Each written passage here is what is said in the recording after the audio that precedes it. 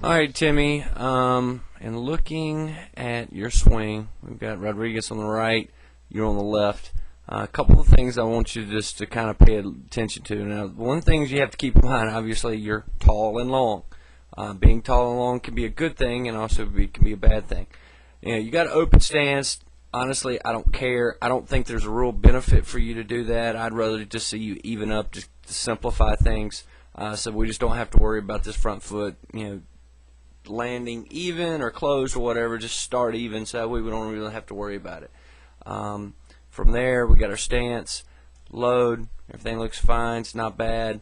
As we move forward, we get to stride. You do get back even, but you can see how this front heel is up.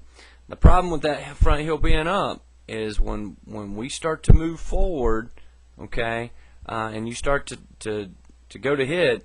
The problem is with a high heel like that is typically what happens is you slam it down, and in turn by slamming it down, your front hip, shoulders are going to now in turn open up and move in this way.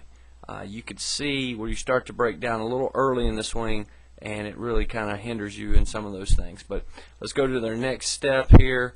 We've got our load. Hands are right by back shoulder. I don't really mind. You kind of, the thing that I don't like here, you kind of have a high elbow. I'd rather you kind of maybe relax that elbow just a little bit, because now you can start to see when you're loading with your bottom hand. So in turn, when you load with that bottom hand, you really start to wrap the bat behind your head. And I would rather you not do that with you already being kind of tall and long. It makes it difficult for you to get the barrel there as is, just because of your body being bigger. From there, we move into kind of a load phase, or starting to get that front foot down.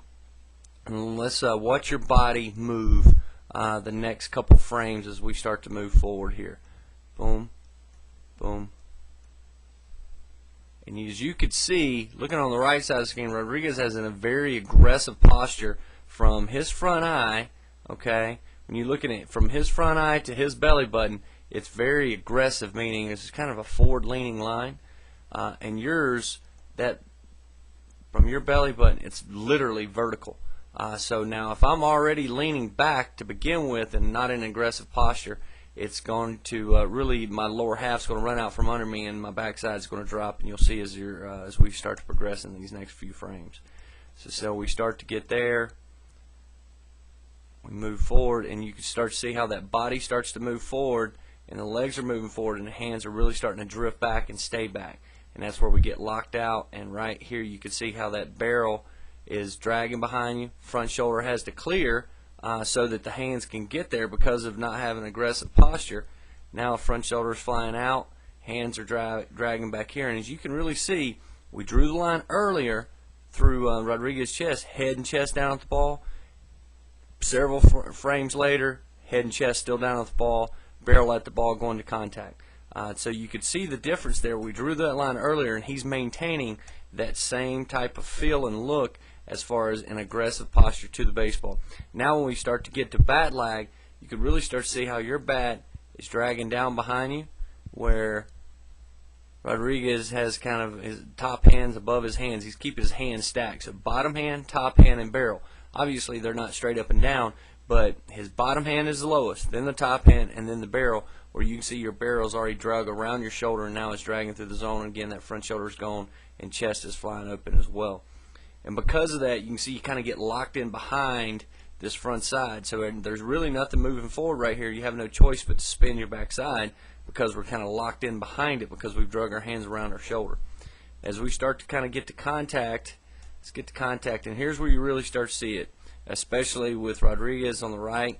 You go from head, shoulder, hip, knee, everything is somewhat vertical. They're all stacked on top of one another. And you can go from you, and then we grab a couple other things here, and you can start to see where you've got head, then we got shoulder, then we got hips, then we go down to our knees, and you can see how broken that is, and how it's leaning back. And in turn, by leaning back, you're definitely not in aggressive posture, but you're not in a point of strength.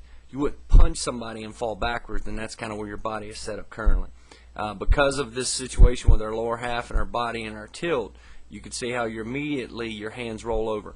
Now looking in this frame on the right, let's look at something here with Rodriguez. You can see how he still has an opening between his arms, and you cannot see any opening between your arms at all. that means your top hand is rolled over and your barrel is coming out of the zone. So the emphasis here on your swing, and again, at this point in time, you've had a couple other things that have led to this, but to point this out, if I get to contact, my barrel should be getting to contact and driving through the baseball. I'm going to draw that line, and let's go ahead and just there, and then from here, I'm going to draw the same one for Rodriguez, and let's watch what each of you guys' barrels do in the next few clips. We're going to roll frame, and see how his barrel stays on that line and how you immediately roll over. So obviously we fixed the things that happened earlier. It's going to allow us to be aggressive and allow the hands to stay down that ball line, but we do have a few things to fix before we can get to that point so we can stay inside the baseball and stay through it.